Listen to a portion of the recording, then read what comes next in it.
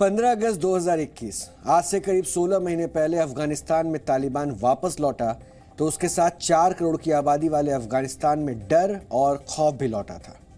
ज्यादातर लोगों को डर था कि अब दोबारा उन्हें उस अमानवीय और अत्याचारी शासन में रहना पड़ेगा जिसे वो 20 साल पहले भुगत चुके हैं।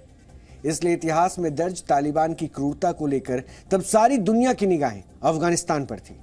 तालिबान भी इस बात को जानता था, इसलिए उसने सारी दुनिया के सामने अफगानिस्तान के लोगों से शांति और स्थिरता का वायदा किया था। यह भी कहा था कि वो किसी भी नागरिक पर जबरन इस्लामिक नियम नहीं थोपेगा, लेकिन वो सारी बातें झूठी थी। पिछले 16 महीने के शासन में तालिबान ने यह दिखा दिया कि वो बदला नहीं है, बल्कि सिर्फ उसकी बातें बदल गई है। उसकी सोच आज भी 2.5 दशक पुरानी है। खास बात यह है कि 15 अगस्त 2021 को जब अफगानिस्तान में तालिबान लौटा, उस समय सबसे ज्यादा डर महिलाओं में देखा गया था, जिन्होंने सबसे अधिक तालिबानी क्रूरता झेली थी। और उनका डर गलत नहीं था, कुछ ही महीनों में उनका डर सच में बदल गया। और ये बात हम ऐसे ही नहीं कह रहे हैं, बल्कि इसके पीछे है अफगान महिलाओं को लेकर तालिबान सरकार के फैसले। पिछले 16 महीनों में तालिबान के महिला विरोधी एक एक फैसले का हम विश्लेषण करेंगे और आपको यह भी बताने की कोशिश करेंगे कि आखिर इसके लिए जिम्मेदार कौन है, तालिबान सरकार या अफगानिस्तान या फिर कोई और। लेकिन सबसे पहले तालिबान के महिला विरोधी सबसे ताजा फैसले के बारे में आपको बताते हैं, जिसके मुताबिक अफगानिस्तान की कोई भी महिला देश के अंदर किसी भी देसी या फिर विदेशी एनजीओ में काम नहीं करेगी और कोई भी एनजीओ आगे से किसी भी महिला की नियुक्ति नहीं करेगा। और अगर किसी एनजीओ ने सरकार का आदेश नहीं माना तो उसका लाइसेंस रद्द कर दिया जाएगा। और इसके पीछे वजह क्या बताई गई है, अब वो सुनिए। तालिबान सरकार की तरफ से कहा गया कि एनजीओ में बहुत सी महिला कर्मचारियों के बारे में गंभीर शिकायतें मिली है। ये शिकायतें क्या थी कि महिलाएं सही तरीके से हिजाब नहीं पहनती है।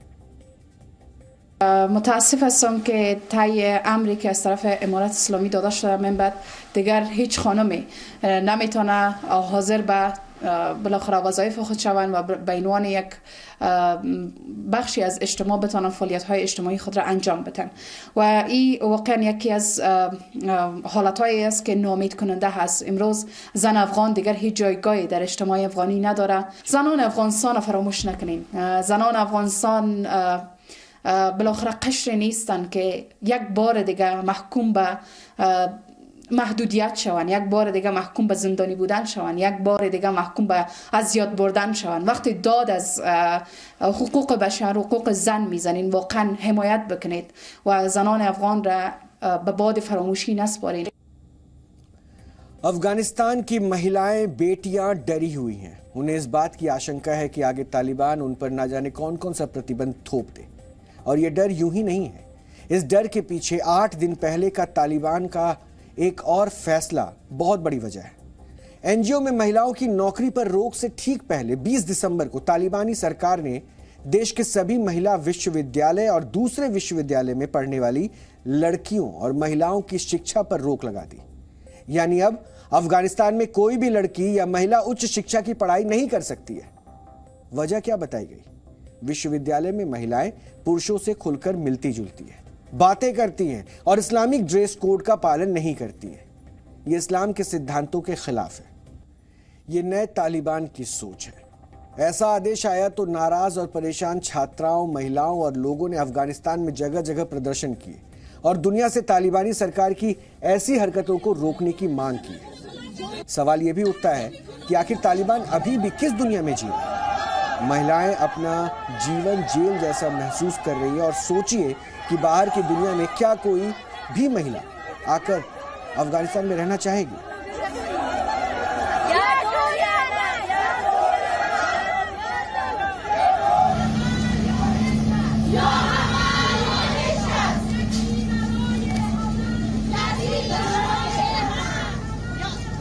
سیاسی نسازیم، آموزش و پرورش را سیاسی نسازیم، آموزش و پرورش را سیاسی نسازیم.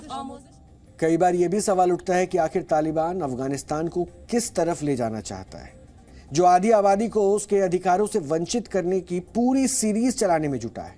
इसे आंकड़ों से भी हम आज आपको समझाते हैं। जनवरी 2022 में लड़कियों और महिलाओं की खेल प्रतियोगिताओं पर रोक लगा दी गई। मार्च 2022 में लड़कियों के माध्यमिक विद्यालय बंद है। इसका सीधा असर 11 लाख से ज्यादा बच्चों पर पड़ा है। कॉलेज और यूनिवर्सिटी में महिला और पुरुषों के अलग अलग पढ़ने का फरमान जारी कर दिया गया। मई 2022 में तालिबान ने महिलाओं को चेहरा ढक कर रखने का आदेश जारी किया था और इसमें टीवी एंकर्स भी शामिल हैं, जिन्हें न्यूज पढ़ते समय चेहरे को कपड़े से ढककर ही न्यूज पढ़ना था। इसी वर्ष सितंबर में तालिबान ने महिला मामलों में के मंत्रालय को भी भंग कर दिया। उनकी नजर में महिला मंत्रालय की अफगानिस्तान में कोई जरूरत ही नहीं है। नवंबर 2022 में काबुल में महिलाओं के लिए बने एंटरटेनमेंट सेंटर्स को बंद करा दिया गया। उनके सार्वजनिक मनोरंजन पर रोक लगा दी गई और बीते 8 दिनों के भीतर तालिबान ने महिलाओं की आजादी खत्म करने के लिए जो कुछ किया वो अब आपके टीवी स्क्रीन पर है। ब्यूटी पार्लर्स के बाहर महिलाओं की तस्वीरों पर रोक लगा दी गई। अब आपको यह समझना चाहिए कि महिलाओं पर जिन पाबंदियों को तालिबान अपनी शान समझ रहा है उसका अफगानिस्तान पर असर क्या होगा। इस पाबंदी के बाद अफगानिस्तान में 5 बड़े एनजीओ ने अपना काम बंद कर दिया है। इसमें care international, Norwegian refugee council और सेव द चिल्ड्रन जैसे संगठन शामिल हैं।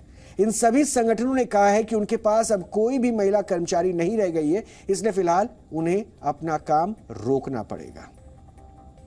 The Taliban authorities in Afghanistan announced a total ban of females working for international organizations.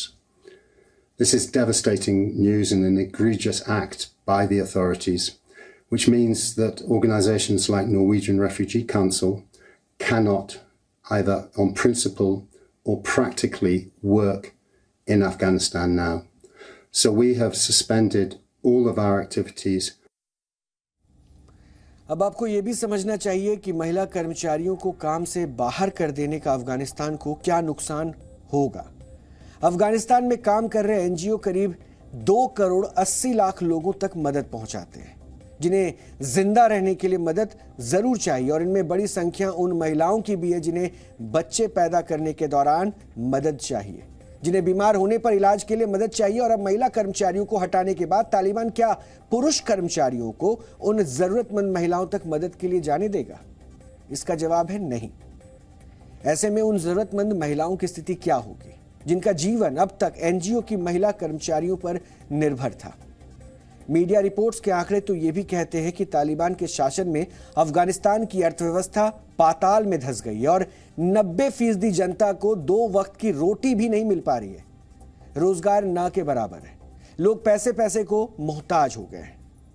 कुछ समय पहले मैकगिल यूनिवर्सिटी के ऑनलाइन पोल में 83% महिलाओं ने कहा कि उन्हें दोपहर में भी घर से निकलने में डर लगता है। बिजनेस कर रही 95% महिलाएं अपना काम बंद कर चुकी हैं और बाकी की 5% महिलाएं चोरी छिपे बिजनेस चला रही हैं। यानी तालिबान शासन में अफगानी महिलाएं जेल में बुरी हालत में। लेकिन महिलाओं को लेकर अब आपको तालिबानी नेताओं के दोहरे चरित्र को भी समझना चाहिए। इस तस्वीर को देखिए, अब जो तस्वीर हम आपको दिखाने वाले हैं यह है तालिबान सरकार में स्वास्थ्य मंत्री कलंदर इवाद और सूत्रों के मुताबिक इनकी बेटी इस्लामाबाद में डॉक्टर है। अब अगली तस्वीर हम आपको दिखाते हैं तालिबान के प्रवक्ता सुहेल शाहीन की है। इनकी छोटी बेटी कतर के दोहा में पढ़ती हैं और बड़ी बेटी स्कूल टीम से फुटबॉल खेल चुकी है। अब अगली तस्वीर देखिए शेर मोहम्मद अब्बास की। ये तालिबान सरकार में उप विदेश मंत्री हैं। उनकी बेटी कतर के दोहा में मेडिकल की पढ़ाई पूरी कर चुकी है। इनके अलावा सूत्रों के मुताबिक तालिबान के 2 दर्जन से ज्यादा बड़े नेताओं की बेटियां दोहा, पेशावर और कराची में उच्च शिक्षा हासिल कर रही है। लेकिन इन तालिबानी नेताओं ने अपने शासन में अफगानिस्तान की बेटियों और महिलाओं की पढ़ाई से लेकर खेल तक हर तरफ प्रतिबंध लगा दिया। अफगानिस्तान में ढेर सारी गलतियों के बीच वैश्विक मोर्चे पर कुछ अच्छा भी हुआ है। अफगानिस्तान में पहले जब छात्राएं, महिलाओं और विश्वविद्यालय जाने पर उन पर रोक लगाई गई तो मुस्लिम देशों के संगठन, मुस्लिम देश, बड़े पत्रकार, पश्चिमी मीडिया और मलाला यूसुफजई जैसे बड़े मानवाधिकार कार्यकर्ताओं ने चुप्पी साध रखी थी। जहां बोला भी गया वहां सिर्फ संवेदना जताकर खाना पूर्ति कर दी गई। लेकिन अब एनजीओ में महिलाओं पर प्रतिबंध के बाद जब आलोचना हुई तो मुस्लिम देशों और संगठन ने कड़ी निंदा की है। इस्लामिक देशों के संगठन OIC यानी कि ऑर्गेनाइजेशन ऑफ इस्लामिक कोऑपरेशन महिलाओं के मौलिक अधिकार पर एक बड़ा झटका बता रही है। सऊदी अरब ने कहा है कि यह फैसला महिलाओं के खिलाफ है और इसे बदलना चाहिए। कतर ने भी प्रतिबंध के फैसले पर कड़ी आपत्ति जताई है। आपको याद होगा, कतर में ही अमेरिका और तालिबान के बीच सुलह वार्ता हुई थी, जिसमें अमेरिका ने अफगानिस्तान को तालिबान के हाथों में छोड़ने का फैसला किया था। संयुक्त अरब अमीरात ने भी फैसले पर आपत्ति जताते हुए इसे अंतर्राष्ट्रीय संबंधों के लिए खतरनाक कहा है। मिस्र में इस्लामी शिक्षा के बड़े केंद्र अल अजहर ने तो इसे शरीयत के खिलाफ बता दिया है। उम्मीद करते हैं कि इस्लामिक देशों के दखल के बाद शायद तालिबान महिलाओं पर लगातार थोपे जा रहे प्रतिबंधों में कमी लाए। हालांकि उसके इतिहास को देखते हुए हम ये कह सकते हैं कि हो सकता है कि तालिबान किसी भी अंतर्राष्ट्रीय दबाव में ना आए, और अगर ऐसा होता है तो फिर मानवाधिकार की दुहाई देने वाले हर सशक्त व्यक्ति, संस्था और देश का ये फर्ज बनता है कि वो तालिबान शासन में महिलाओं की अभी जो खराब हालात हैं उसके लिए उन्हें बाहर निकालने का सार्थक प्रयास करें। संस्कृत में भी कई श्लोक हैं। यत्र नार्यस्तु पूज्यन्ते रमते तत्र देवता, यानी कि जहां नारी की पूजा होती है, सम्मान होता है, वहां देवता बसते हैं। देवता यानी संपन्नता होती है, और दुनिया को मिलाकर तालिबान को ये बात समझनी होगी।